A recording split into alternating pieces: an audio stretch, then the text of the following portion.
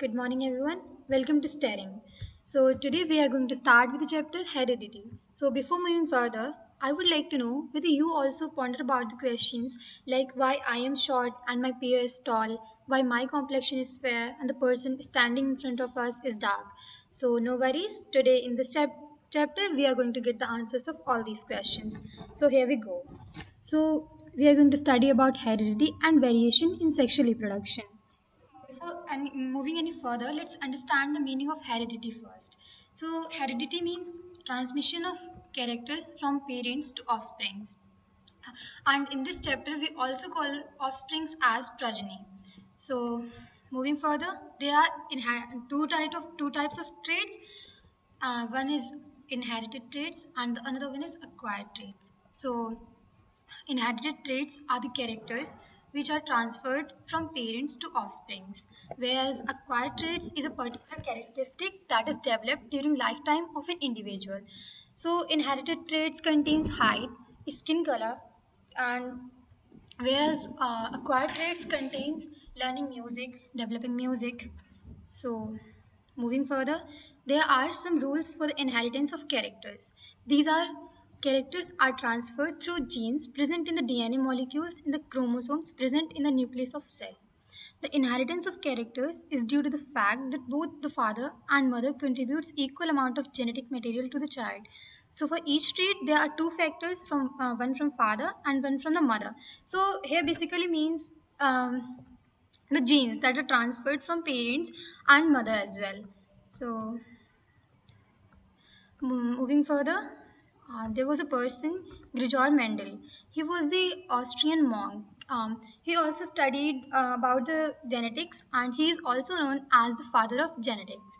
So he performed one experiment. So while performing his experiment, he was not sure with what to take. So he chose garden pea plant, Pisum sativum, for his experiment. And there were numerous reasons why he chose this. So the reasons why he chose Pisum sativum, which is pea plant, are the following. Ma- First one is many varieties were available.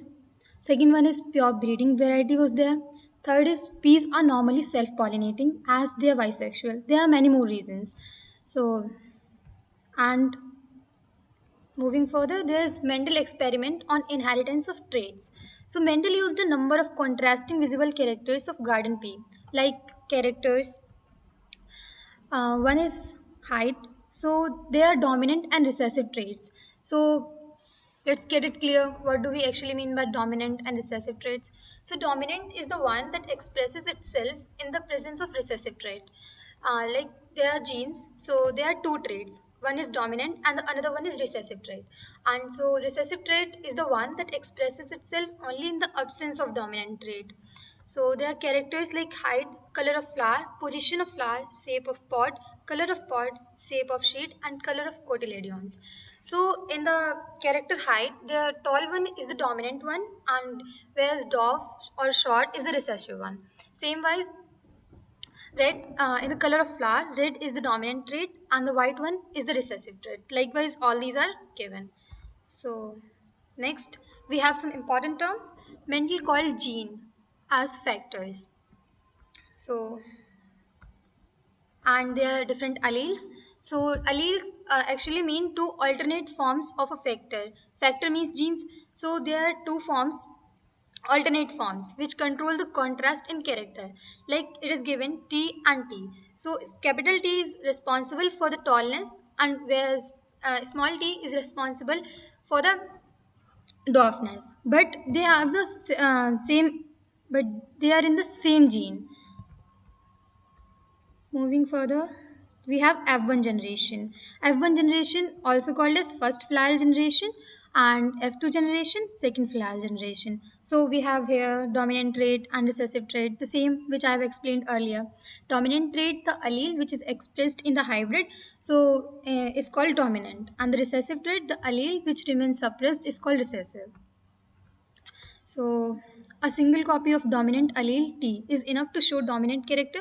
While so, I have already told you that dominant trait is the one that can express itself within the presence or absence of recessive trait. But the recessive trait is the one which can only express itself in the presence of its copy and absence of dominant trait.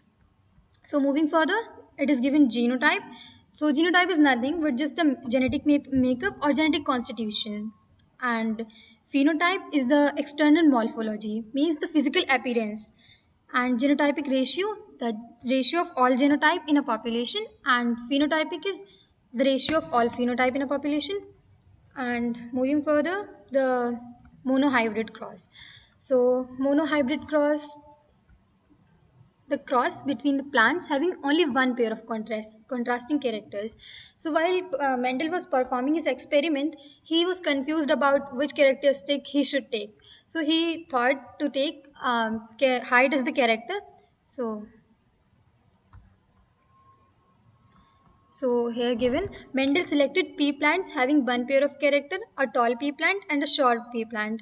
He selected pure tall, that is capital T, both capital T, and pure short, that is both small t, pea plants, and cross pollinated them. So here it is given short pea plant and here it is given tall pea plant, but they are just the pure ones. So he cross pollinated them, and in the first generation he obtained all tall plants, that is capital T and the small t. So and when the first generation plants were self pollinated, he obtained tall and dwarf plants in the ratio 3:1, and that was the phenotypic ratio in the second generation.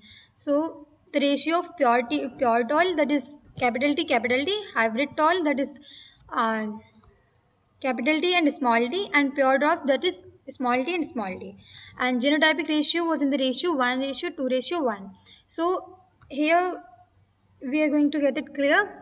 So it is the parental generation. It is short pea plant, and it is a tall one. So but both these are the pure ones. So here the factors are inherited from here, from short one and from the tall one. So short short one it is t, small t, and it is tall one t and t. So after crossing the gametes, we derive three tall plants and one is short. So moving further, it is dihybrid cross.